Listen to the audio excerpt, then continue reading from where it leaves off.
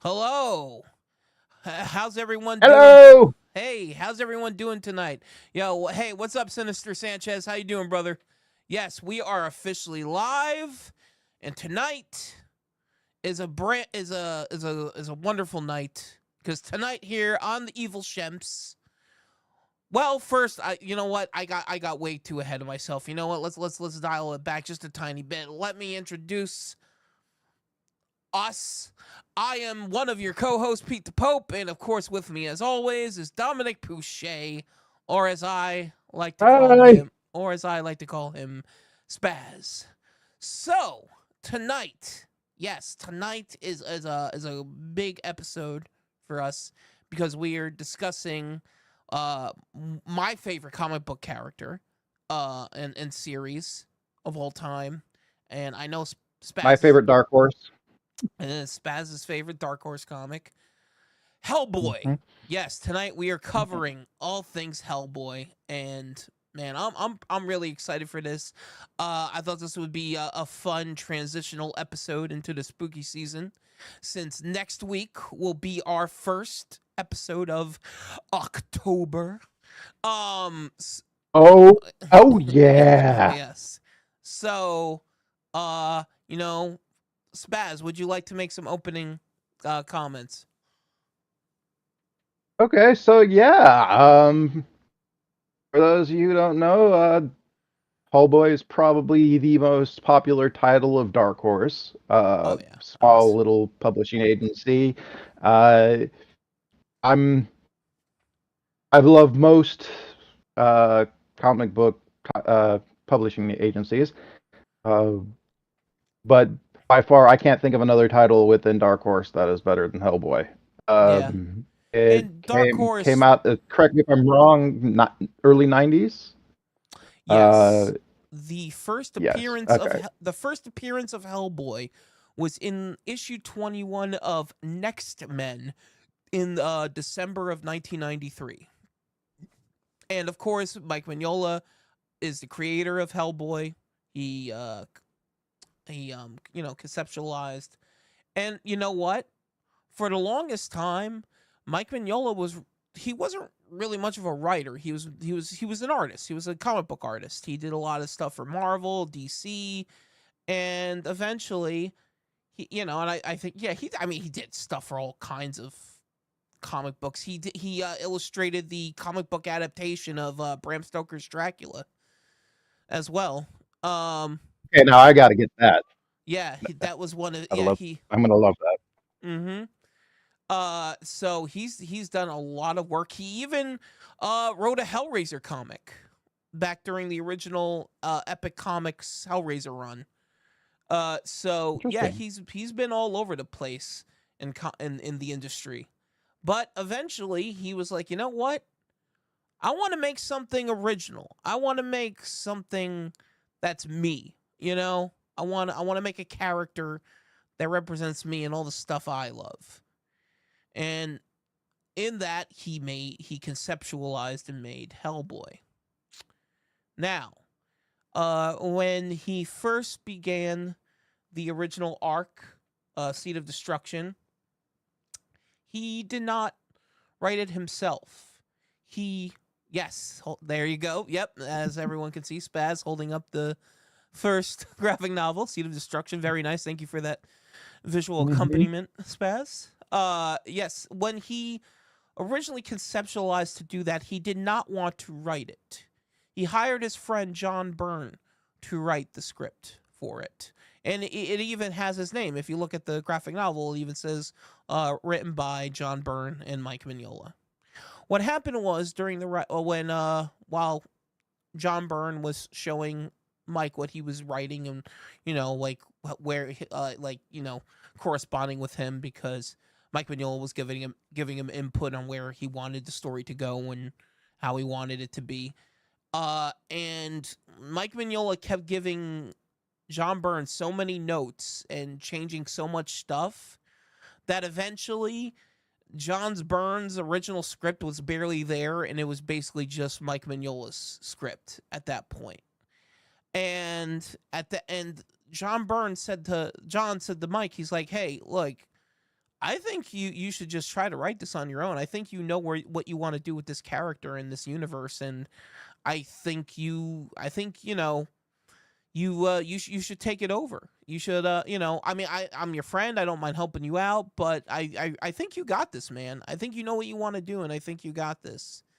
So Mike Mignola, after the run of the Seed of Destruction run, he took over as both writer and illustrator of Hellboy. And from that moment on, he was pretty much the sole writer of the series, except for like a few, like one shot issues, like the Hellboy anthologies, and there's actually a lot of Hellboy like novels, just books written by different authors. But we'll get more into that a little later. So yeah, Spaz, anything you would like to add? Yes, one of the characters, there's two characters in Hellboy that are superheroes that you do not get to see do anything really until later in the comics. But when they're introduced, you're like, who the hell are these guys? One of them's Liberty Torch, and the other is the Lobster Johnson. Abbotsy, the Lobster Johnson. That's right. Yep. Yeah. Where's my claw? Yeah, you don't see him until really later in the comics. Uh, Right. I don't remember what does Liberty Light give to Hellboy? Trying to remember.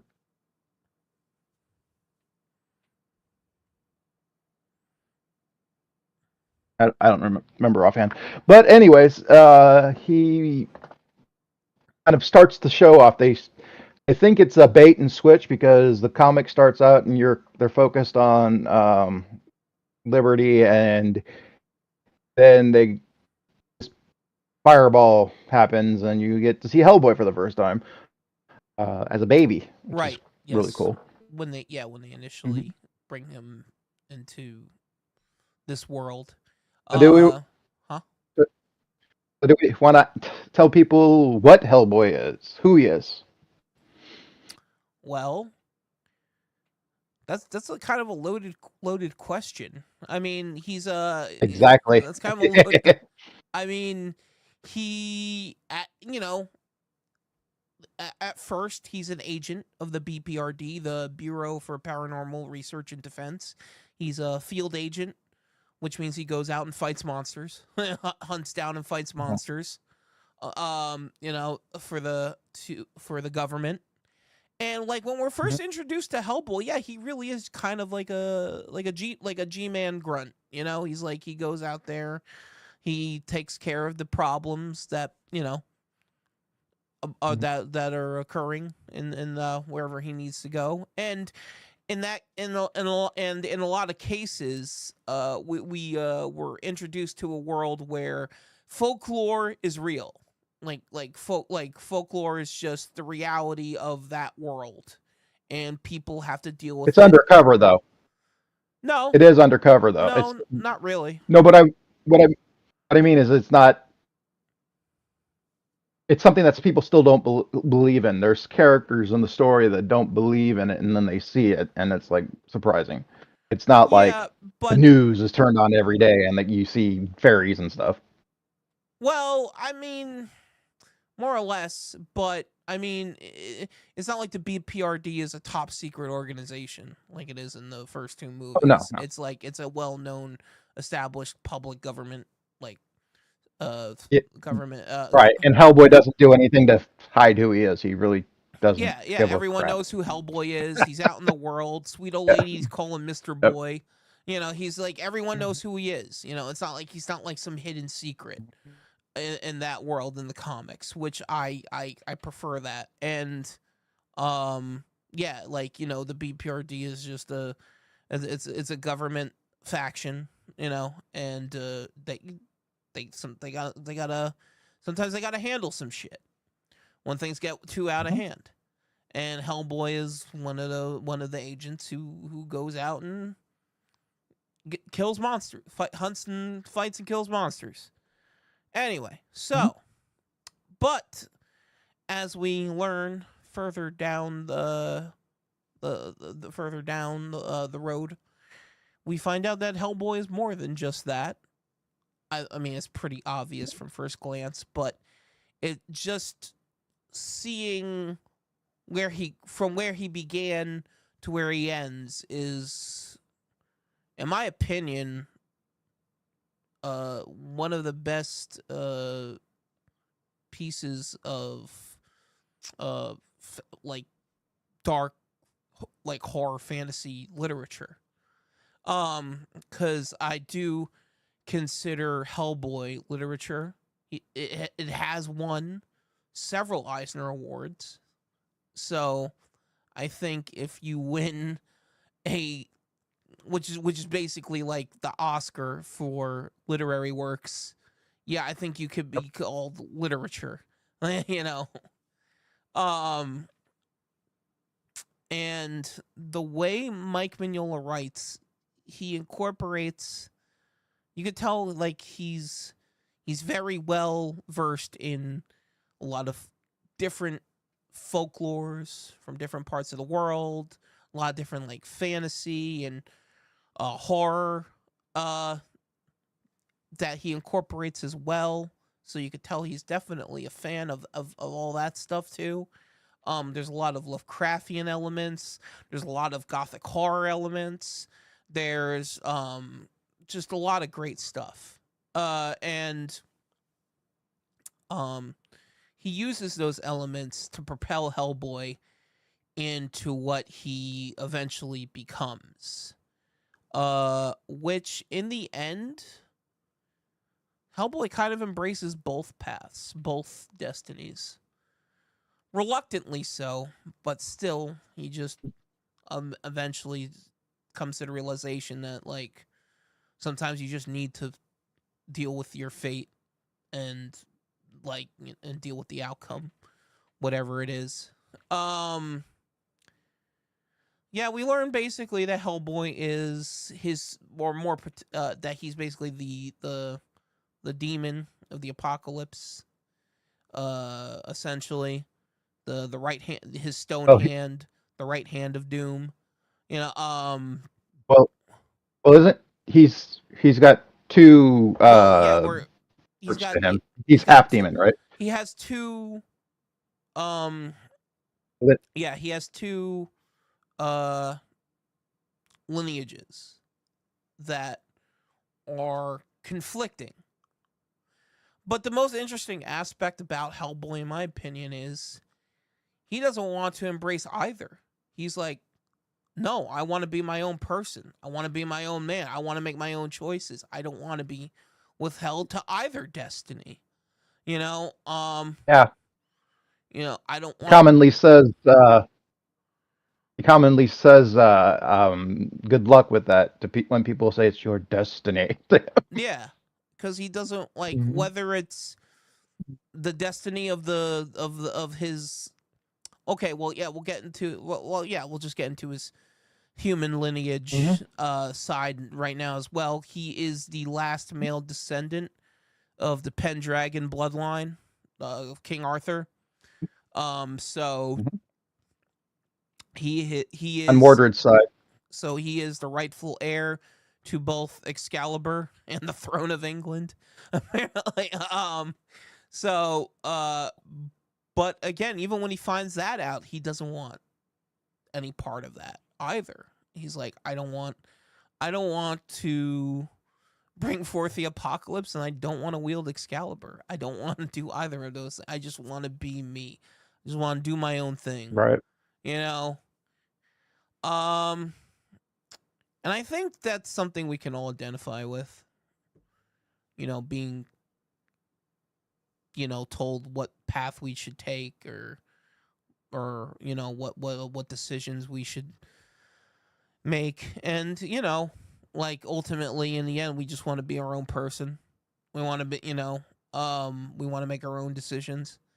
Uh, so yeah, I really love that aspect of Hellboy. His journey is very existential, and I love that about it.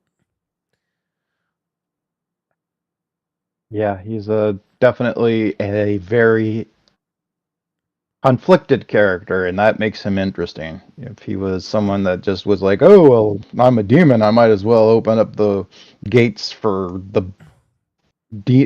dragon and have him come in with all hell's might, Right. and I'll ride on his back as the general of all the armies of hell," and yeah, that would be boring. Yeah. It's like no, I don't want either of those things. You know. I also think I also think it's interesting that they made him a descendant of Mordred and not directly from Arthur. So like Well, from yeah. Guinevere. Yeah, Yeah, it was one of the that is daughters. interesting to me. Yeah, it's like one of the daughters, one of Right, the witches. Yeah. Mhm. right. And Yeah. she wasn't Well, cuz he was on a knight's son or some of this virtuous because both sides from that line of the Arthur well, depending on who you ask, is technically the power hungry, I want to take over the world kind of family bloodline. right. Well, he said they say in the comic that the reason why it was his birth was such a big deal in that and him being a Pendragon descendant was because up until that point there hadn't been any other male Pendragon descendants. It was all women. It was all Right. females. It was all women. And that's why the one of them, his mother. I'm sorry, her name again. I'm sorry, you just said it. I slips my mind. No, no, she's on Mordred's bloodline. Oh I yeah, don't Mordred's bloodline. remember her Yeah, name, but right, yeah, she is the daughter of uh, Mordred, who's right. Morgan Le Fay's son. Yeah, So yeah, I don't remember her name for the life of me now. I just read it not too long ago. But anyways, yeah, right. and it's very interesting that he can turn away from both because he doesn't. From everything that I'm getting from reading, he doesn't seem power hungry. He No, doesn't want. Yeah, he doesn't want to be in control of anything. It yeah, seems he wants the exact opposite. He just wants to kind of live and let live if he can. And even when he fights things, he's like, "You don't want to do this." yeah, He yeah, tells the bad guy, You don't want to do this." yeah. Exactly. You know, in the end, he just wants to be his own person and live his own life. And but yeah, as you'll see, Spaz, as you further read, you know, sometimes you gotta accept what you can't control. Um, Mhm. which again I think is something everyone can relate to. Yeah. Oh yeah, most definitely. Um, so anything you want to add, Spaz? I think another interesting aspect of his character that we should get into is nature versus nurture. Because his Okay, nature, as we right. were saying, Mm-hmm. that is a duality, but it's a negative duality. Right. Morgan Le Fay's influence and then the demon Azeroth, I can't think his name, are negative influences. And then you have the father character, who he calls Sir. Right. Um, yeah, Well, and you're he brought referring him up. you're referring to Professor Broom, Trevor Broom. Yeah, Right, who was right. They more call him father in the or yeah, they call him well father in the movie, but he calls him calls him Sir Sir in the in the book. comic. Yeah, he calls him Yeah. Sir. Yeah. Um, but you can tell that they have a special bond, like right Oh yeah, away. they're father and son, most definitely. Yeah.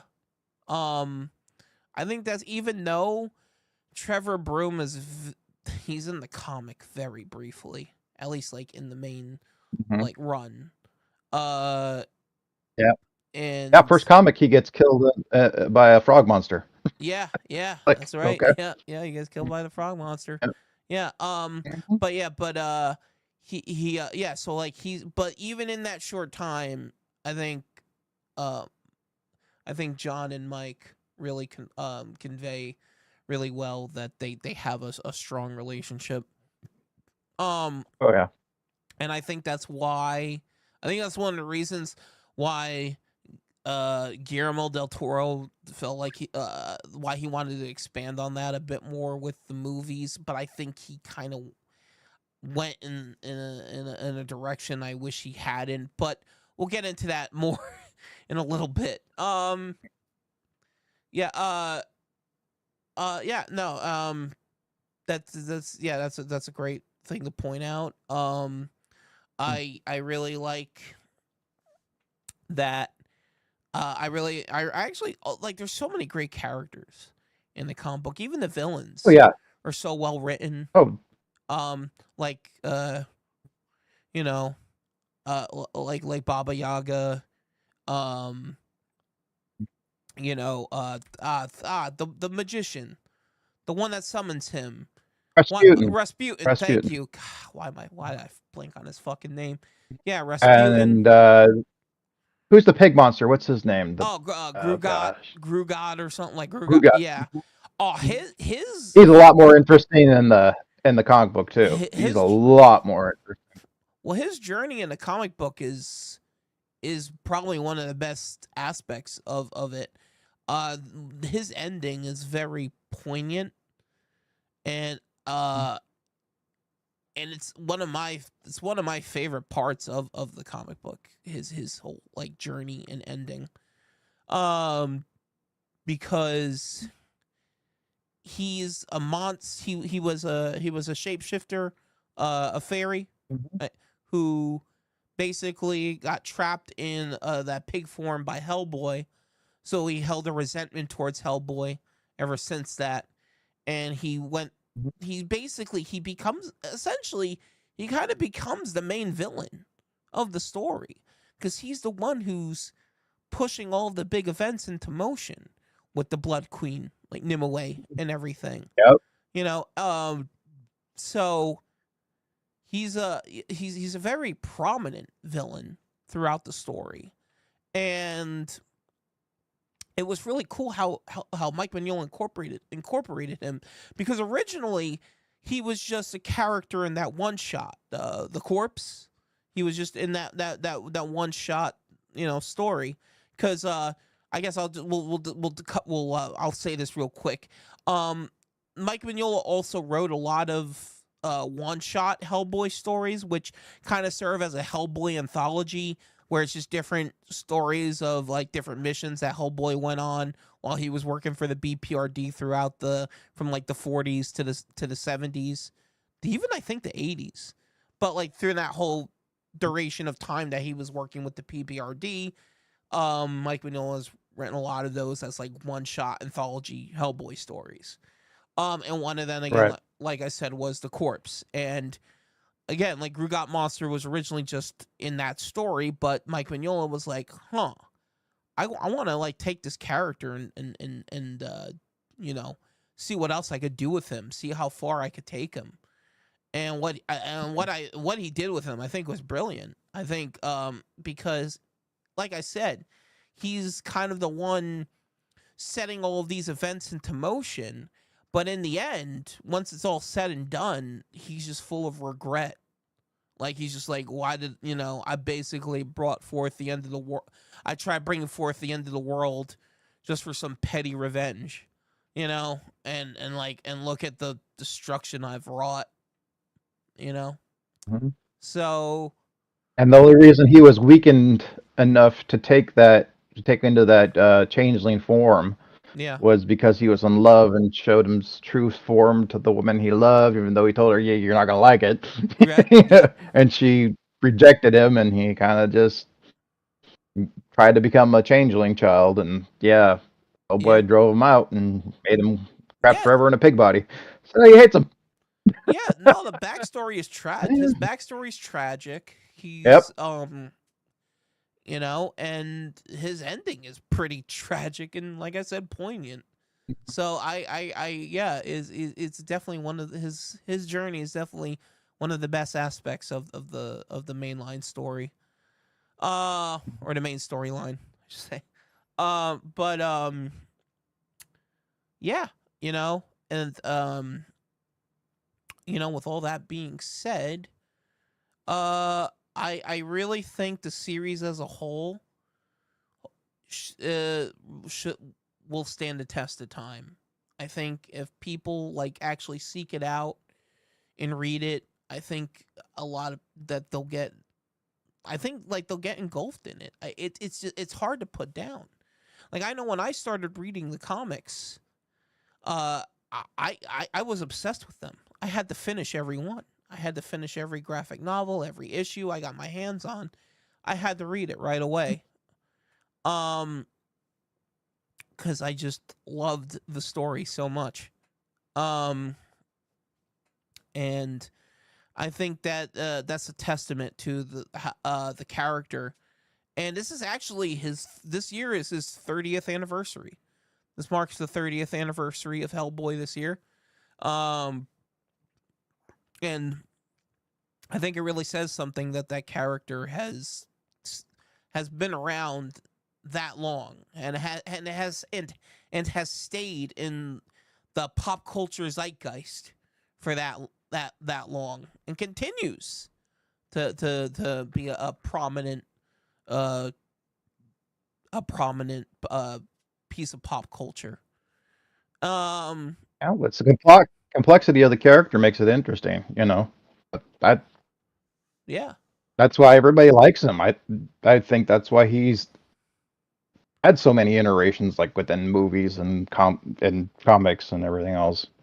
Right. He's Absolutely. been in video games. He's been in everything. And Mhm. so Yeah, and like I said, there was a lot of Hellboy novels that got written as well. A lot of those are really mhm. good, but again, a lot of those serve as again like one shot, like kind of Hellboy anthology one shot stories. But a lot of them are really great. A lot of them are really fun, and like I said, I just recently got the hardcover graphic novel of um the graphic novel adaptation of the Hellboy book, The Bones of Giants, which is the Hellboy story where he finds Mjolnir, Thor's hammer, and gets it stuck in his stone hand, and he has to deal with all like the Norse gods and stuff. So it's a really cool story. Um, but yeah, About a- and that one was written by Christopher Golden, which has written a lot of the Hellboy novels. He's a frequent collaborator with Mike Mignola, and I actually really like the way Christopher Golden writes Hellboy because I feel I get the distinct feeling that he understands Hellboy. He understands the character. Like almost like almost on the same level as like the creator. As Mike Mignola. It's like no wonder Mike Mignola lets this guy write so many Hellboy stories because he really understands the character and what makes the character so endearing. Um but yeah, were you were gonna say something, Spaz? Maybe we should go like through some of the timelines and some of the bad guys. Sure. Why don't you Like start? maybe okay, so let's start with Rasputin. He's the Yeah. first villain that First you main come in villain. contact with. Sure. Yeah. Right. He summons Hellboy to open the gates to hell for the dragon, so Right. he can lead the army. The Ungdrun Uh-huh. Jihad. Yes. Mm-hmm. Mm-hmm. The Lovecraftian type Um, dragon in the Hellboy mhm. mythos. Yep. Right. And there's also who's the female demon that is in love with him and says they're linked. What's her name again? With Rasputin, No, with Hellboy. female demon. It says they're yeah, Oh shit. she's the one that goes in the Iron Maiden. Oh She's the one that gets brought back to life from the Iron Maiden. Is I it it's I I want to say Lilith, but I don't think it's Hecate. Lilith, is it? It's Hecate. It's Hecate. Hecate. It's Yeah, Hecate. right, Yeah. Hecate. Yeah. Okay. Right. Yeah, Yeah. so they're eternally linked. Right. Yeah. That actually did. Yeah. The whole thing with him and Hecate does come full circle at the end as well. Mhm. Um. Well. I'll get Right. into that So a bit that's more. the second. Huh? I think that's the second villain because after he defeats Rasputin, he gets involved with her. I Yes. think that's the second main villain. Yeah. Well, there was also was that you're talking about Wake the Devil? Talking about that arc? Yes. Okay. hmm Yeah. hmm Uh huh. again, you're a bit, because it's been a while since I've read all the Mhm. comics. Mhm. You have just read a lot of them, most of Yep. them. So Mhm. a lot of stuff is a lot more fresher in your head. But yeah, I remember Mhm. yeah, the Wake the Devil. Well, Wake the Devil, that was also when they start bringing back more of like the Nazi stuff as well. Like Yeah. the yeah. Mhm. Um where you get to The thing see. that Huh? I'll go ahead. the thing that really kind of, I don't know if irked is the right word, because I don't mind as much what they did, but I really like the Carol of Isle. Isle, I think you're saying her name. Ilsa. Isle. She's this Nazi woman who kind of works for Rasputin as his right hand man when he becomes Yeah, nothing more than a ghost, and right. then she goes into this Iron Maiden and becomes Hecate. I guess is how it works. Yeah, I think I remember that. Hecate Yeah, absorbs her. right. Yeah, absorbs her. You know, Yeah, so it's like she's. I guess Hecate and Azel are together. I guess. One Yeah, being now. I guess. I Yeah. I I gotta reread it. Like it's been a long Mhm. time, so I yeah. You're remembering stuff better Mhm. than I do. Uh, Mhm. because you yeah, but yeah, yeah. Okay, Mhm. sure. Yeah. That stuff's great. Yeah, and I'll go ahead. go ahead. Uh, And then I think I next was just was the saying. Yeah, think next was the Lord Slug arc, right? I think so.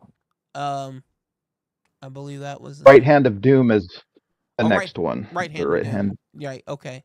Doom. And then Mhm. oh no, Conqueror Worm. I was thinking of Conqueror Worm. I think that's the next one after Mhm. Right Hand of Doom, right?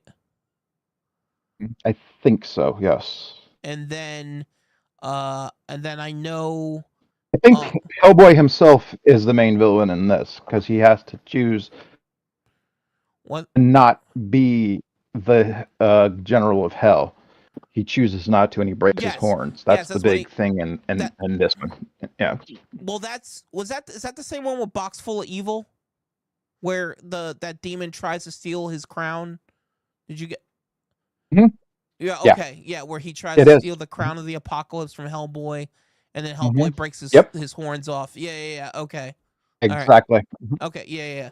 See, I You're right. remember stuff. I remember things, but Mhm. like I said, it's been a little while since I've read all the stuff. But yeah, I remember Box Full of Evil. I remember that. Yep. And then number 5 is the conquest of the worm. Conqueror Worm. Yeah, Worm. Yeah. that's the one where they introduce Roger the homunculus. I believe, right? Yeah. Right. Yeah. Um, that's actually a really cool story arc as well. That whole thing with Roger and all Right. that. But yeah. I guess we'll touch. You know what? Let's touch on the other characters. Let's touch on some of the other. Let's touch on like two uh characters that I'm sure a lot of people will know who may have not read the comics but have seen the movies. Abraham Sapien and Mhm. Elizabeth Sherman, Right. who are different in the comics than they are in the movies. Very different. Yeah, Yep. a lot different. For starters, Elizabeth Sherman and Hellboy, they're not romantic in any way. Mm-mm. That was actually I really hated that about the Del Toro movies because in the comics their relationship always comes off like a big brother little sister relationship, Right. but for some reason I know it was a studio decision to make her the love interest to Hellboy in the movies. But I was like, why does he need a love interest? Like why can't he just be like this surrogate like big brother, you know? Like why can't they just have that relationship? But whatever. Right. Another Um thing is she's really tragic in the yeah. comics. They don't. I Mhm. don't know if they go into. She kills 32 people when her powers first come Well, into being. will they get more into You know. her like background and Hmm. everything and do more stuff with her in the BPRD? comics. The Hmm. BPRD comics are like the spin-off of that, where they get more into in depth with like Abraham Sapien and Elizabeth Sherman and Johann Kraus and all those characters. Um, but yeah, and Abraham Sapien in the comics, he's I think he's just a fish man in the comics, He right? has brief flickers of clairvoyance, but they're Oh, brief like yeah, flickers. They're not straight. He can't like touch someone and tell something, or yeah, he can't touch a door and find out. It's just like sometimes he's like, "Oh crap, there's something going on over here," or there. I know right. there's at nothing like in the And movies at all. He's not yeah, just psychic. yeah. It's Um, more of a clairvoyant soothsayer kind of thing. He kind of just every once in a while gets a premonition about something. okay, right. Mm-hmm. Hmm. Yeah. No, that's yeah. But yeah, so again, two of the main characters, a lot of people would know from the movies, very different in the comics, and uh, yeah, I prefer that. Another thing is Ed Sapien is not a wimp in the comic books Yeah, like he is Abe. in Yeah, in the no. movie. Oh Yeah, no. Abe is not a pushover in the comic books at all. Oh no, he handles Yeah, shit. he's He, kind of a badass. yeah, Yeah. he handles shit. Yeah, no, Hmm. absolutely. Yeah, no. Again, another thing I didn't like about the Del Hmm. Toro Hmm. movies. All right, we're gonna get all right. Like we're gonna get into Hmm. more of that in a bit. But yeah. Uh, and then but eventually, also, well, hold on. Actually, no. There's another character. There's two characters from the comics as well that are other BPRD agents that weren't in any of the movies who I really Right, enjoy. the Was blonde. What's her name? Kate Corrigan. What's the Kate blonde? Kate That's her. Corrigan. Yep. Yep, Hmm. Kate Corrigan, I really like and her. yeah, she's like the folklore uh uh Hmm. fucking this folklore specialist, the folklore expert, and the other guy, the human metal detector, whose name I forget at the Yeah, moment. I don't remember his name either, Yeah, and I see the picture of him in my head where he's touching right. the door. Yeah, he's got like the Yeah. hat, And he opens up the glasses. lock. Yeah, Yeah, yeah, yep. I don't remember his yeah. name Hold for the on, life of me right now. let me look him up. Hold on, Hellboy, the human. Yeah, because this is gonna drive me nuts. The human metal.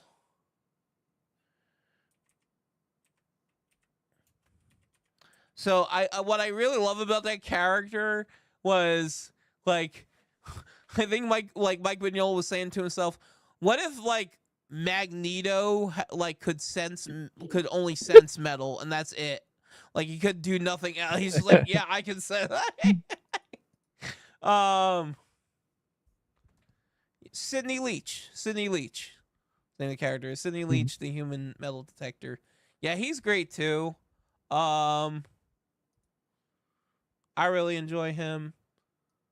Uh, and yeah. Again, two characters who I wish had gotten the big screen treatment, but have not yet. But moving along, what do you want to get into some other? Should we continue talking about the? Well, yeah. Who is the redhead? Who's the redhead that he should have ended up with, in my opinion? But he's the one who goes. She's I want to say she's Scottish, Yeah. and she's the one that No, goes she's with him to Irish. see No, Morgan Le Fay. Isn't she Irish? Oh, she's Irish. No, Okay, she's Irish. Yeah. is she Irish? Cuz She has well, red hair, so I was thinking Scottish. But anyways, yeah. she's the baby grown up from the corpse from that story. Hmm. She's Hmm. her like grown up now. Um Yeah. yeah. Uh yeah, did they well, how far did you get with the comics? I got to the. I'm getting to the part where he's going to fight the Red Queen, the Blood Queen. Oh. Oh, Oh. he just pulled Excalibur out, and he's going to fight the Red Well, Queen. they've kind of felt like they do have a romantic relationship at that point. Oh no, I mean, Yeah. I I was hoping it would be like he would marry her and all that stuff. But anyways, Well, anyway, you don't know how it Mhm. ends yet. So Yeah, that's true. you gotta keep reading. You don't, I'm not gonna spoil the ending for you, well, nor anyone else. So yeah, you're just yeah. You'll see what you'll see what happens, and you'll be like, oh, okay. Um, but yeah. I forget her name, but I know who you're talking about. I know the character you're talking about. Mhm. Um, hold on, because now it's gonna drive me crazy. Um, how was her name?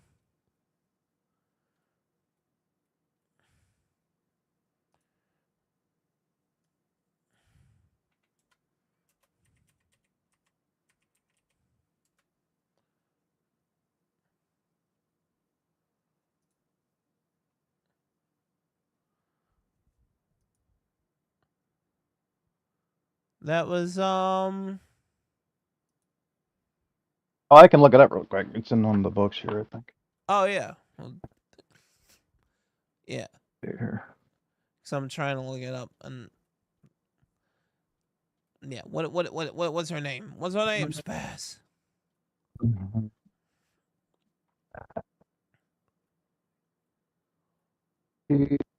And probably the Wild Hunt. Let's see. But she's Yeah, I in the know Wild. she's in the Wild Hunt.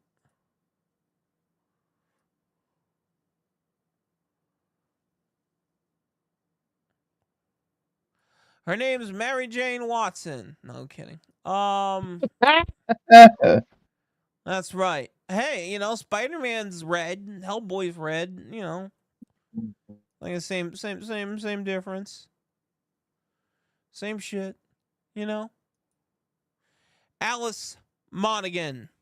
Mon Alice.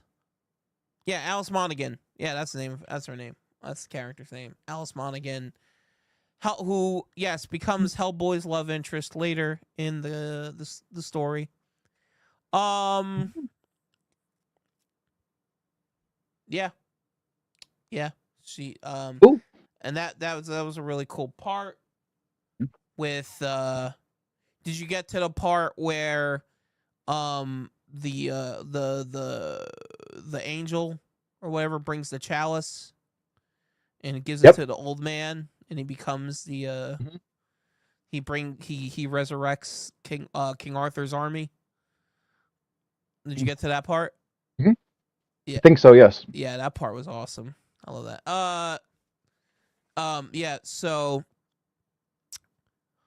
and in that part also, that's when Hellboy kills those giants, and like Yeah. he freaks out, and he like, cuz he does it, he's like he loses control and just goes full like visceral on them. Um He had a flower that made him invisible to them, and then he dropped it. I can't remember why. I think it's because he was pissed. Um, and he dropped it and just killed all the giants because they killed all the hunters, even though they betrayed him. yeah. I Yeah. don't understand why he was so pissed, but yeah. Yeah. Um but yeah, that happens. So, since you have not finished the comic book yet, Spaz, and I don't want Oh, to I spoil. have, but I don't rem. No, I mean you haven't I read a finished. long time ago. Oh, you finished the So ending, yeah, a long time ago. so you A do long know time how it ago. ends. Do you remember how it ends then? Somewhat. With him fighting against with his fight against Nimue. Uh, no, not offhand. So I'll just yeah. Well, you know what? You can go ahead. It doesn't matter to me. I'm gonna, yeah, because you know what? I do want to briefly discuss, because that does lead into the next arc of Hellboy story, which I do want to briefly touch on. So, everyone, spoiler warning. I'm about to spoil the We wave our hands like this spoiler when it's warning. over. Yeah, yeah. So Okay, so when I wave my hands yeah, like this, yeah. you can tell that's where you need to. Yeah. If you don't want the ending of the Hellboy comic book series spoiled for you, just I don't know, click off or and come back in like 5 minutes or whatever. Okay, here we go. Oh shit. So here we go. Okay, so it ends with Nimue, Hellboy essentially defeats Nimue, and then as Nimue is going down to hell, she rips out Hellboy's heart and kills him and drags him down to hell with her. And that leads into the next arc, which is Hellboy in Hell. And that arc is basically it all culminates with Hellboy so in order to defeat Nimue, Hellboy has to embrace his Pendragon lineage. He has to take up Excalibur and accept his human bloodline Pendragon lineage, and defeat defeat Nimue, defeat the Blood Queen, slay the dragon, and then because in that moment he's the champion of men, and the champion of men slays the dragon. So that's what happens there.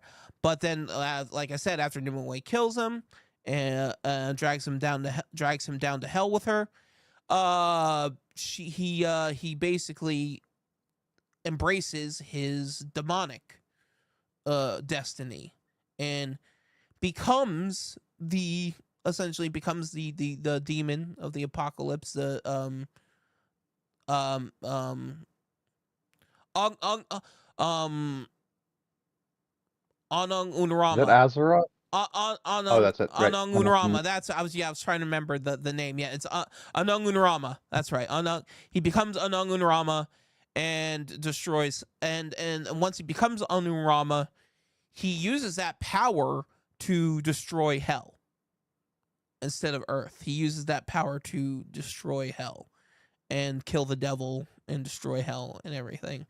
And after that happens, all of the souls in hell are just kind of like free to float off, and and at the end of it all, he's walking through the remnants of hell, and he finds his house in the middle of hell, because at this point hell is basically just almost like an alternative version of Earth.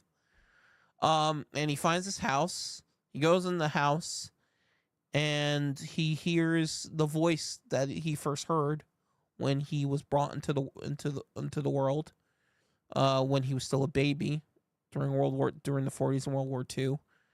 The voice that said, the voice of his father, he hears, we'll call him Hellboy, and he hears that voice from these three glowing objects, these three glowing shapes.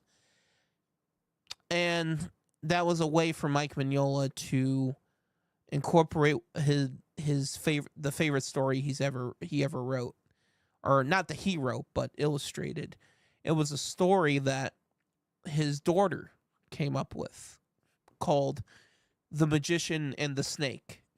And it was basically, the story was about a magician is performing tricks. A wizard is performing tricks for a king, and the magician, he has a pet snake, and the pet snake loves him dearly.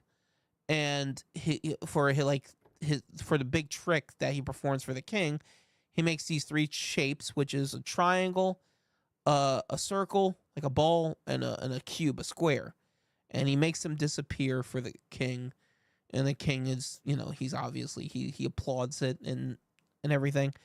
And the magician tells the snake, "That was my greatest trick, and I regret to tell you that one day those shapes will come back. I made them disappear, but one day they will come back. And when those shapes do come back, they're gonna claim me and bring me to the afterlife." And in the end, the story ends with the shapes returning and taking the magician away. And in that moment, the snake yells at the shapes like, "No, go away. I don't want you to take him away from me." But he basically he tells the snake, "No, it's okay. This is just something we have to accept." And that's basically how it ends. So it was a way for him to bring the story of Hellboy full circle, and just a piece of his own family life into the story of Hellboy. Um, and after that, the story actually continues into Hellboy and the BPRD, which it's basically um Hellboy comes back to defeat the final evil on Earth, and but in the process, a lot of humanity gets killed off and is kind of reborn through the blood of Hellboy, and there's also a lot of frog demon like monsters that come out of it as well. Again, that all that stuff comes full circle with the frog monsters as well. In the end, Mm-hmm. I know my description of the ending was a little sloppy. Again, a little while since I've read it, but that's basically the gist of what happens. And at the and So as I that goblin. well, hold on. And as I told you before, in that final moment, in the final moments of that, Hellboy again, as I said, everything comes full circle. Hellboy again, talks to Hecate. He meets with Hecate and speaks with her, and they have a poignant conversation. Again, I don't remember all the details, but that's how it ends. Um, but what were you saying, Spaz? Oh, that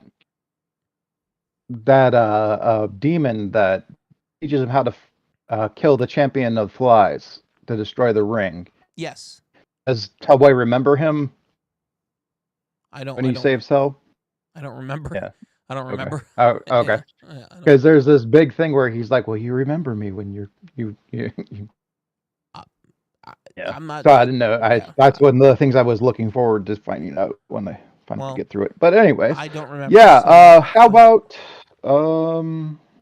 There's one character we didn't mention. His name is Kochu, Aoku. He's the Ochu. yeah. Mhm. What was He's this he? guy What right. was him again? What was he again? Kochu.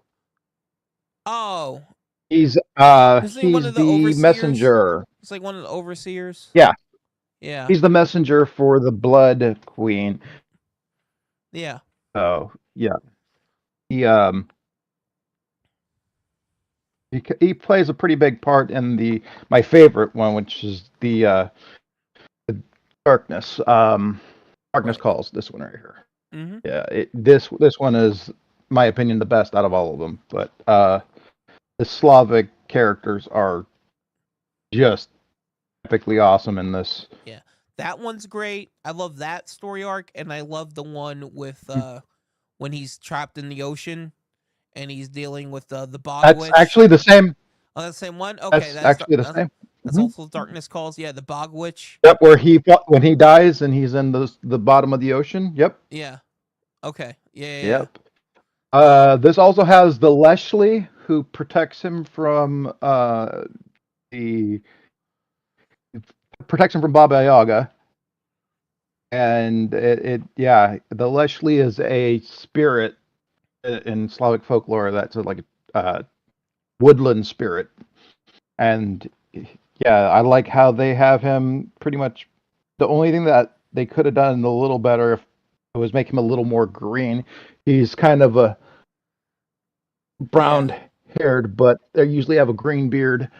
Uh, yeah, this thing was just awesome. They had all these great dire wolves come and save Hellboy uh, from the undead army and from Baba Yaga, Who was that guy with and the that's like? like the. Who was that guy in the Mhm. woods who like he carried his head? He was on like the horseback and he carried his head. Oh God. You know what I'm He was a talking about? knight. He was a Templar. Oh, no, he wasn't Templar knight. He was a knight in the Southern campaigns of Grit. He was a Crusader Right. knight, Yeah. and he lost his head, and his body still fought. And I'm trying really hard to remember his name. Uh, You know what I'm talking about. Yeah. yes, I know exactly what you're talking about. I'm trying to remember his name. It's Sir. I want to say Williams. Mm. Okay. I don't know. Anyways, I think it's William, but I could be completely wrong. I think it's Sir William. Okay. All right. Yeah, There's I mean, like, also I don't and remember, but yeah, if you say so. there's also in this one a really cool house spirit called a domovoy, and domovoys pretty much protect the house. They're a Hmm. house spirit, and Right. Hellboy comes in the house and he starts throwing shit at Yeah. Hellboy, making the fire explode. Yeah, there's just some really good scenes in this book. I'm gushing over it because it's my favorite, but yeah, Yeah, it's great yeah, and stuff. he fights uh, the Undying Champion in this one as well. Right. Yeah. Yeah. Hmm. Hmm. But anyway, all right. Cool. Yeah. Um. But anyway, uh, and of course, like I said, there's been several spin-offs with the comics as well. There's the BPRD spin-off series, the Witchfinder spin-off series. Um, yeah, there's been a few, but there's been a few. So with all that being said, I think we. Oh, also, well, you know what? Yeah, actually, you know what? Yeah, I think we could start delving into a bit more of the other media of Hellboy as well now. That's all right with you, Spaz. Mhm. All right. If you have anything Yep. else you want to say or add about the comics, Yeah, the guy, the deathless. His name is Kashish, the Kashish. Oh, deathless. okay. Yes, Yeah, I think it's pronounced Kashish. It's that sounds right. Koshchei, and he is Hellboy's probably toughest opponent. Yeah, He yeah, he beats the living crap out of Hellboy. yeah. But yeah. Yeah, he's a tough bastard Hmm. for sure. Yeah, Oh, no. movies. Did you want to go over movies, or did you Well, want to yeah. go over video games? Which one first? Well, yeah. No. Well, we already covered video games last week. Well, I mean, I guess we could briefly Okay. touch on them again real quick. I'll just say there was Hellboy Asylum Seeker came out for PlayStation 1, it sucked. Hellboy Science of Evil came out for PS3 and Xbox 360, that sucked. And then the newest one that came out, Hellboy the Web of Word, which is on all the new consoles, which is actually really good. It's probably the best. And then you have It's the best what's Hellboy video game that's come out, and it's all done in Mike Mignola's art style, which is really great too. that's cool. Yeah. Um, and that's really great too. Yeah. So that's like I said, we already touched on them last week on our video games episode. So yeah, whatever. And you said you never played any of them, right, Spaz? No, no, the only one I've played with, I think the only one I've played because I probably have like touched on it or something because Hellboy is yeah Yeah. cool, so you probably played it some form or other. But I played Injustice 2, Oh yeah, that's right. and Yeah. He's yeah, also a playable character in he's my one Injustice of my too. favorite characters in that. Yeah, Yeah. that's right. Cool. Yeah. All right. Cool. Yeah. Yeah. So yeah, that's pretty much all I wanted to say about the video games. Moving along. Now yeah, let's move on to the movies. Um, First, I guess we'll touch. Which Huh? first, let's just say we love the movies. Don't get us wrong. We love the comic books, but we also love the movies. Well, speak for your The fucking self, Toro. Spaz. Yeah. Speak for your goddamn self. Look, I love. Like, no, let me say this about the first two Hellboy movies. I love Hmm. Guillermo del Toro. I think he's one of the best, uh, best contemporary directors around. He's a huge influence on me. Hmm. I love his body of work. I think Pan's Labyrinth is a masterpiece of cinema. I think that and I also enjoy a lot of all of his other movies. I love Shape of Water, Devil's Backbone, Kronos, all those. I love all those movies. Hmm. And I enjoy a lot of his other like more action popcorny movies he's done, like Blade 2 and Pacific Rim. Those are both a lot of fun. I really enjoy both. And yeah, like he's Mimic. Well, even he hated Mimic, so I don't hate Mimic though. I like it. I don't think it's terrible, but you know what? Well, In all I like my Mimic. I yeah, love Mimic. I'm sorry. but even Guillermo del Toro hated making that movie. So he said that like I that almost like sworn him off of filmmaking. That's how much he hated that production. But anyway, but yeah, the man's a master. One of my definitely in my top 5 favorite directors of all time. With all that being said, with all that Guillermo del Toro dick sucking out of the way, um, Mhm. I really I'm not too big on his Hellboy movies. I like them. I like them as for what they are, but they are not good representations of the character or the source material. And for that reason, I think it suffers because when you have a piece of when the source material so rich and uh just some of the best storytelling ever. Um it's like, and then you get the movie where it's just a basic popcorn flick. It's like it. I don't know. The quality suffers, and I think that's a big detriment in my opinion. Because But you don't hate it. I just said I like them. I just said I Yeah, don't yeah, love yeah. them. I don't love them. Oh, I like them. oh, okay, You were saying we okay. love them. We Well, love them. I don't love them. okay, I like them. okay, Okay. Yeah. okay. I like them. Mhm. They're okay as movies. And well, no, they're good. They're good. They're great for what they are. But again, I have such a reverence for the source material that watching anything less is just always going to fail in comparison, in my opinion. You know, um, so that's my whole take on the Del Toro movies. But we'll you know what? We'll delve into them a Mhm. bit more. Um, uh, Mhm. he now here's the thing with his Hellboy movies. When he was making them, I understand that he had to make a lot of compromises with the studio. So I know like a lot of things like the BPRD being a top secret organization that was pushed on to him by the studio. The whole thing with Hellboy and Liz having a love relation, like a love relationship, whatever the fuck. That was pushed onto him by the studio. Um, that whole fucking honestly, yeah, no, this is why I say I like them, because that whole fucking scene in the first Hellboy movie where Hellboy's tailing Liz and what's his face John on their little coffee date, that Mhm. was fucking stupid. Hellboy would never fucking do that. That's retarded. Get that shit out of my Hellboy movie. Like, no, that for that scene alone, that makes that movie marks that movie down, for in my opinion, to like a maybe like a 7 or 6.5, a 7 maybe. Because I no, I hated that scene.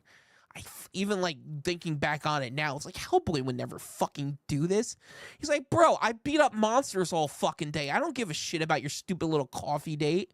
Like, um, and that's another thing too, that was another character aspect that they brought into him in those movies, was they made him very childish. They almost made him like a teenager, and I know they did that because the studio did that as well because they wanted to appeal to the like teenage demographic. So that's why they did that. But it's like throughout the both movies, Hellboy just acts like a child, like a man child, and it's like that's not the character. That's not Hellboy. Mhm. Like, he's not a man child with daddy issues. No. He's a man dealing with with like existential shit. Like he's dealing with real like grown man shit. Um, and That's why the remake was a little more likable. yes, It they followed the do. source material. Even though I don't know why it did so bad, it was good. I liked it. I liked it I fine. don't know. No, Yeah. I mean I don't. they definitely did try to go by the source material a bit more. Honestly, when it comes to like just like a direct adaptation from like page to screen, I think the 2019 David Harbour Hellboy movie got more right than either of the Del Toro movies. It's actually directly from Well, a lot of it, one of the yes, graphic directly from novels. yeah, a Yeah, lot of it's directly yeah, from the yeah. source material. Yeah, they just The did it. part with the vampire Luce Libre Yeah, is that's all from. directly from the comic. Yeah, and that was Yep. I loved seeing that. I loved seeing that in the Mm. opening scene. Exactly. Like there's a lot more. And honestly, considering that Guillermo del Toro is, like from Mexico and everything, Mhm. and has all that background and has like and he has like a reverence for like the luchador wrestling and all like the movies that would come out back then with like the different luchador actor like wrestling actors and stuff like that. I'm surprised he didn't put that in any of his Hellboy movies. I was like, I thought that That would might be have been a studio thing. maybe. We I'm have no honestly idea surprised he how never did much. that. Had Hellboy wrestling in I'm be Mexico. surprised if they didn't tell him you can't have that. That's not going to relate to enough Americans. Blah blah blah. You know. Maybe. Yeah. But we got it in 2019 Hellboy, and I thought that was great. I love that opening scene with him fighting the luchador vampire. That was great. I Um, huh? also have the beginning of the Wild Hunt where he goes on the Wild Hunt for the giants Yeah. and gets betrayed. Well, That's also directly from the fucking comic book. yeah, Nimue and all that stuff's directly from the comics. Huh? But like my issue with that was why I was upset with the movie was they were taking all the stuff from the ending of the Hellboy arc. It's like Yep. they weren't. Now I understand that maybe they didn't want to retread the stuff with Rasputin since he was in the Del Toro Hellboy movies, but you still could have started from like Darkness Call, like not Darkness Call. I'm sorry, from like Wake the Devil or Box Full of Mm-hmm. Evil or any of those. Like you didn't have to jump right to Nimue and the Blood Queen and all the stuff that happens towards the end of the story. Um, but I want to touch again real quick on the Del Toro movies. Yeah. Again, Ron Perlman made it so Hellboy smoked cigars when in the comics he smoked cigarettes. But that was a Ron Perlman thing. Um, the like I said, the whole thing with him and the Hellboy and Liz, their whole relationship. I always felt like that was unnecessary too in the movies. Again, I didn't like you pointed out before. I don't like how they make Abe Sapien a bitch in the Del Toro Yep. Hellboy movies. I hated that too. Abe would not have run from Yeah, Samael. He wouldn't have run. He would at least like dodged or yeah, punched him or something. I um, don't see Ed Sapien running from anyone. yeah. He's too quick. It, They make him a bitch, and I hated that too. Uh, Man, let me think of some good things to say about the Del Toro Hellboy movies. Hold on, give me a second here. Um, I like that they have Hellboy in them. I uh, like how they no, portrayed Rasputin. I like yeah, how they portrayed how do I say her name? the Ilsa. yeah, I Ilsa, like how yeah, they yeah. portray Ilsa. Yeah, that was done I pretty don't know well. why they even brought in Samael. He's not even in the fucking comics. It's frogmen. It's frog Well, monsters yeah, in the yeah. that was supposed to be like the version of the Frogmen, which like you pointed out, I don't understand why they didn't just make them the frog monsters. I don't know why they made Right. them those And I don't Samael understand things. Um, why it's a Cthulhu-esque monster in the first movie yeah. when it's a dragon.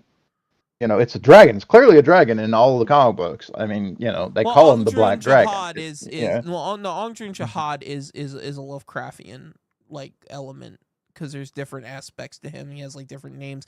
He's basically meant to represent like the Lovecraftian pantheon of elder gods in Mhm. his own way. Um, because if you look at the comic, when you see the illustration of him in the crystal prison, you see that Mhm. each section has its own name. Mhm. If you look at Seven and one, right? yeah, like no, like each part of the when you see I remember in the comic when you see the picture of Mm-hmm. Ungdrun Jihad in the Mm-hmm. crystal prison, there's like different parts of it, and each part has its own name on it. So that was like him, like that was like his Mm-hmm. version of like a Lovecraftian god with like different like Okay. parts of itself. Um, that's yeah, like that's what it is. And but I'll agree that no. See, I think that was one of the few things they actually got right with the first Del Toro movie because he is like a Lovecraftian monster in it. They call him the Black Dragon. I don't Yeah. know. Oh, Anyways. that's no. You're right. No, you're right. Yeah, because Rasputin wears the. Well, they call him the Black And they call Dragon. him the Red Dragon. They call Well, him the yeah, Red Dragon right. because he's the pen dragon. And they call the bad guy, the main bad guy, You know, Black Dragon. again, this Yeah. stuff is a little fresher in your head because you just read it all this past week. So, I'm gonna, but I do remember in the comic book. No, because I remember in the comic book, I remember seeing. I know that there is the picture of the crystals. You are correct. I'm Yeah, not disagreeing with you. and each one Yeah, I'm has just like saying its the own name. name. Mhm. Yeah, I remember that in the Um, You're absolutely correct. That is yeah. true.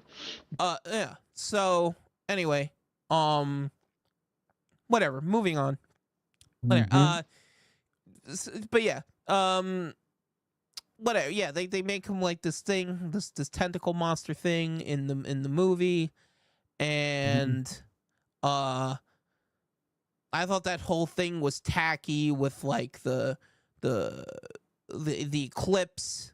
Like he has to put his stone hand in that pillar thing Mm-hmm. at the right time of the eclipse, and it's just like, why does everything got to have a fucking eclipse? Like, just fucking, just Mm-hmm. have shit happen. You know. Yeah. So that, I don't know. That was kind of like a cliche thing. I thought was kind of lame in it as well. Um. Yeah, I don't know. Honestly, the more I think about the first Hellboy movie, the less I like it. The more I look back on it, it's like, it's okay. Which is Uh, which is huh. hilarious because my favorite out of all of them is the second one, and it's not Well, I even was about to in the say. comic books. Well, I was about to It's not say. even I in the. think. No, yeah, I was about. Well, yeah, I was about to say. I do think that the follow up, Hellboy and the Golden Army, is a better movie overall. I do agree. I think that one is a better movie. Um. I love the badass elf. I I Yeah. don't know why, but I do not like the. I'm pretty. I'm an elf. You Yeah. Yeah. know, waifu. I like Right. the kill you and break this piece of metal off and your heart. You know, I Yeah. like that. Mm-hmm. Yeah. Yeah. I agree. No, that was cool. But again, I feel like that sequel does have a lot of issues as well. Some of the same ones from the first movie and some new ones. First thing I'll say right off the bat, another thing I really loved about the sequel was how well they pulled off Johann Kraus, the other agent of the BPRD. That's much more prominent And now in I the. haven't gotten to him. Well, he's much more prominent in the spin-off BPRD comic book series. He's not really in the mainline Hellboy story all that much. He's more so in, like I said, in the spin-off BPRD comic book series. You learn more about him and his background and everything. And he's a more prominent. He's one of the main characters in the BPRD spin-off series. Um, but yeah, they made him. They brought him in Hellboy 2. He was actually voiced by Seth MacFarlane, which I thought was pretty cool. Um, and yeah, I thought that was one of the better aspects of it for sure. And I loved how they pulled off the suit practically, like his containment suit. I thought that was really cool how they pulled that off practically and made him kind of look like almost like a cricket with the little Mm-hmm. mandible like metal things in the front and everything. I thought that whole Mm-hmm. design was really cool. Well, how they made him look. So yeah, that's one good thing I can say. Another good thing I can say about it. Um, but again, they get too much into like the Hellboy list shit, and I'm just like, man, couldn't they just learn their lesson from the first movie and just not have this aspect of it? But I do like in the movie, in the second one, that Hellboy like makes it so he like gets himself and everyone exposed to the public. So no, the BPRD is no longer a top secret thing. It's just okay, yeah, the BPRD is just now in the open, like it should have been from the start.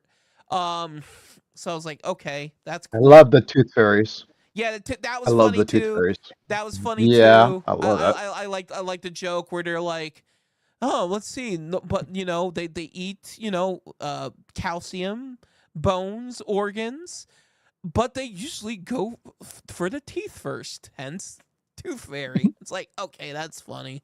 All right, all Mhm. right. Yeah, no, I like that too.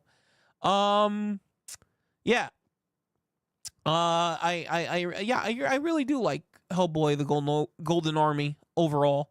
More so than the first one.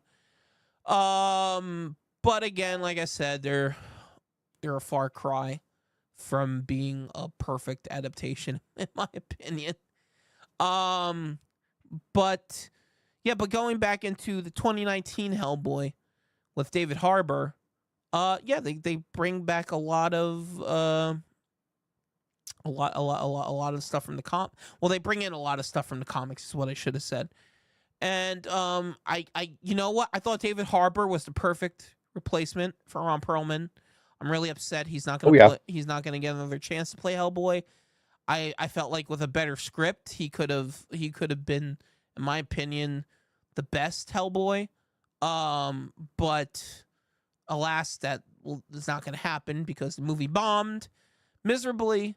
And yeah, he and David Harbour basically said, I will never do another Hellboy movie again, which it sucks. Um, but yeah, That's too bad. He was, yeah, he he's a did, likable guy. and he did a great job. Like I said, he He did a great did. job picking up where Ron Perlman left off with the character. He really, um, it's a real damn shame that more people weren't open to his interpretation of the character. You know, because there was that whole thing when it came out where people were like saying like, "Oh, not my Hellboy," hashtag not my Hellboy. Oh, it's not Ron Perlman. I don't want to see it. Yet they'll go see every fucking different version of Spider-Man, every different version of Batman, every different version of this other comic book character. The whatever, like the billionth iteration of Superman whenever it comes out. Like people will go see all of those, but for some reason, I can't just see anyone else playing Hellboy. And look, Ron Perlman did a great job, but god damn it, so did David Harbour, and it should Hmm. be noted. Um, yeah. Well, So, I have some of that feeling with The Crow, so I kind of understand the feeling, but I think there with The Crow there's an argument for that's just disrespectful kind of thing. oh yeah, Uh, absolutely, yeah, I yeah. agree. Yeah. That's a whole other. Well, that's a whole other can of worms. Yeah. We want to get into the crow stuff. No, we're not gonna get into that right now. But anything else you would like to add about the movies, Spaz? Um, oh, Del Toro made them what they are. I mean, if they have anything that's good about them, I mean, I love them, but I just love all Yeah. the war and the Hellboy and the Right. only like thing I think they didn't do is they didn't make his eyes right and they didn't get his legs right, and that I think that was the only Yeah. thing Del Toro didn't like physically or visually accurate. Well, they haven't done that in any Hellboy movie because it's just Hmm. easier to have the actor wear pants and shoes and just Right. imply. There is that. Well, hold on. There is that one shot in the first Hellboy Del Toro Hellboy movie where you do see his legs and his feet. There is that one shot that you briefly see when they first introduce him in the movie, in the first Hellboy movie, if you recall. Mhm. Yeah, there's like a cut scene where he's lifting the weights. Is that what you're Yeah, talking about yeah. It's when he's when he's bringing lifting in the the tray? weights and Right. Hmm. you see the hoof feet and everything Right. for like a moment. Hmm. So there is you I do. guess the Tor did get that. It was the eyes that he didn't get right. Well, he had him They wear even make yellow. a He had him joke wear about yellow. that. He had him wear yellow contacts, so like he still had the yellow eyes technically. But whatever. Um. But like with all that being said, I do want to also touch on for a moment what I consider to currently be. Well, no, hold on.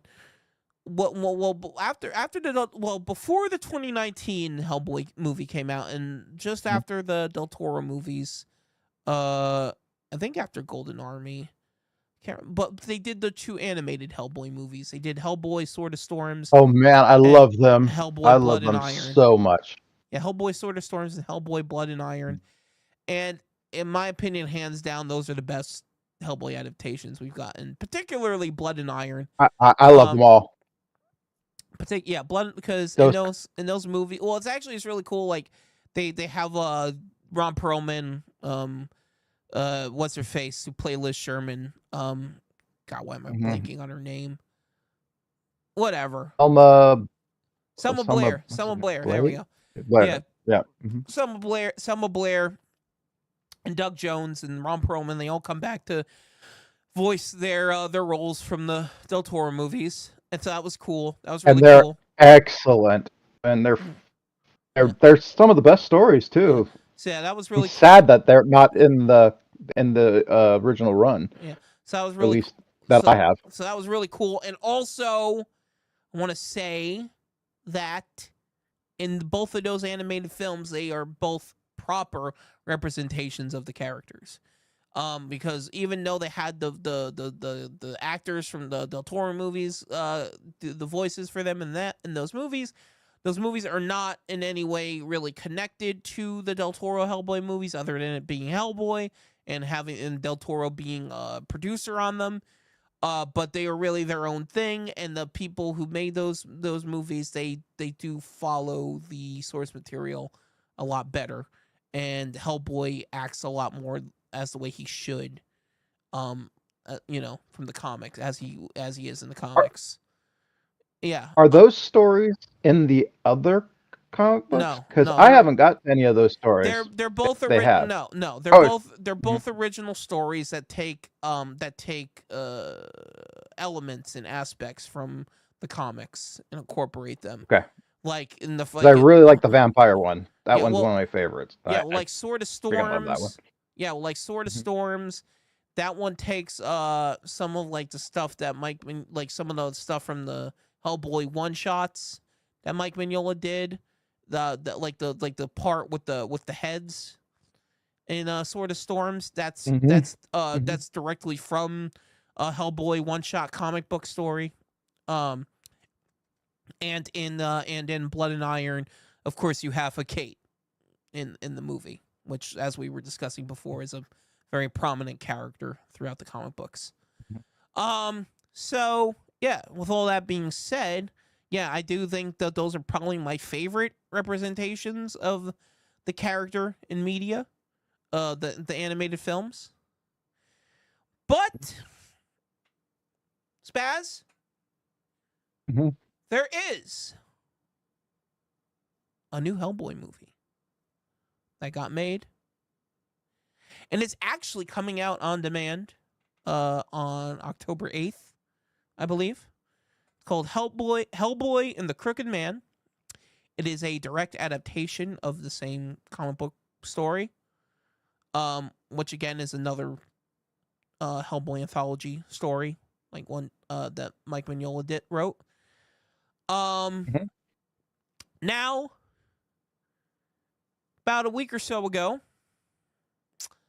I was sailing the high seas of the internet.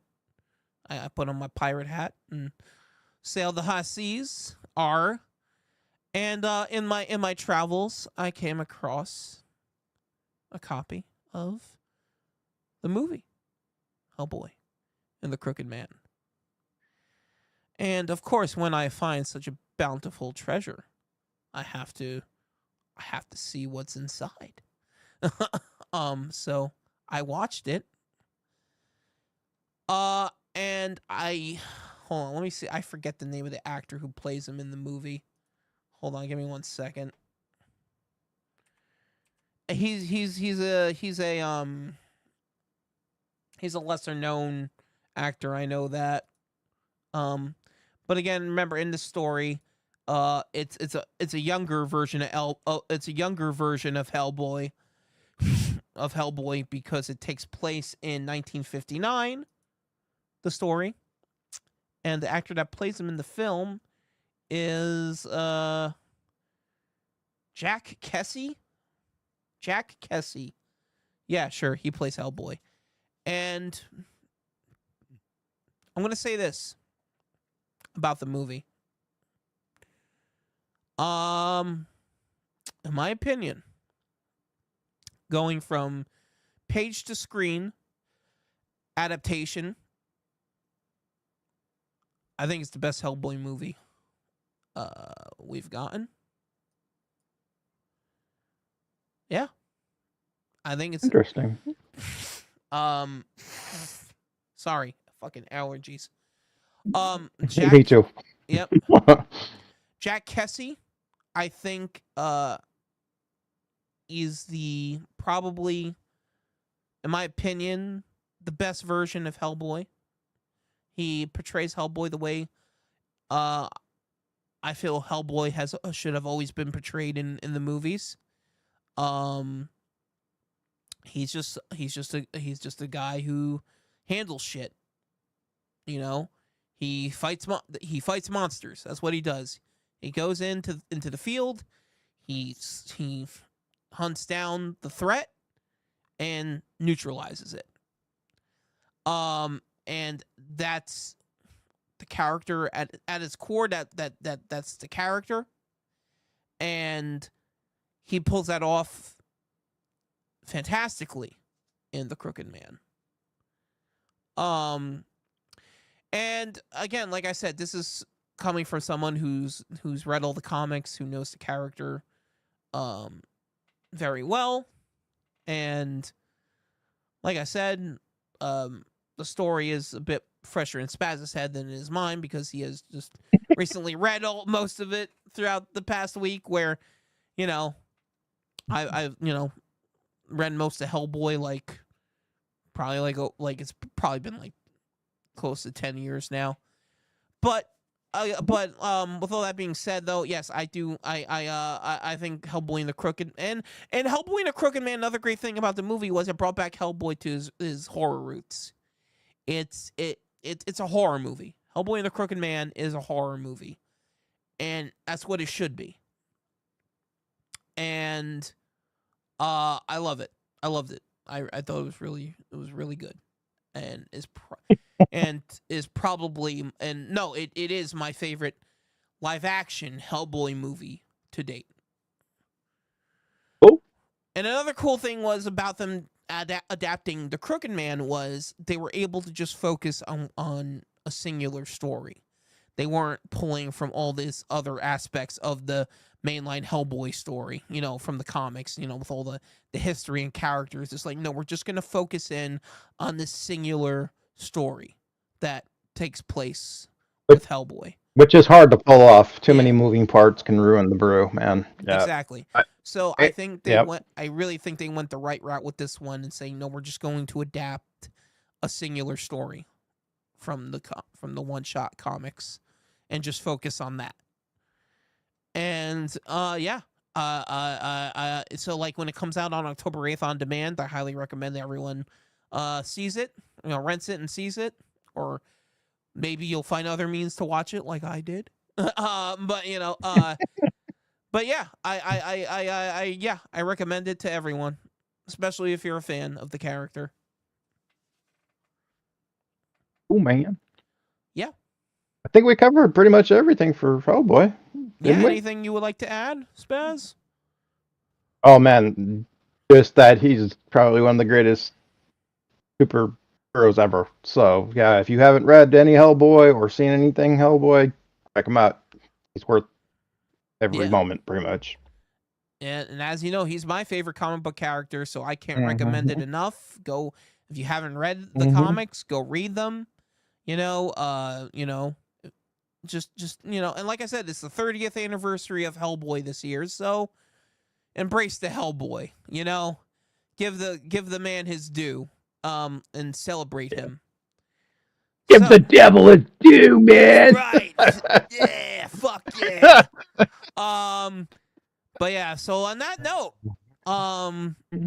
like I said, next week will be the official start of October, or spooky season. Will be the first week of October.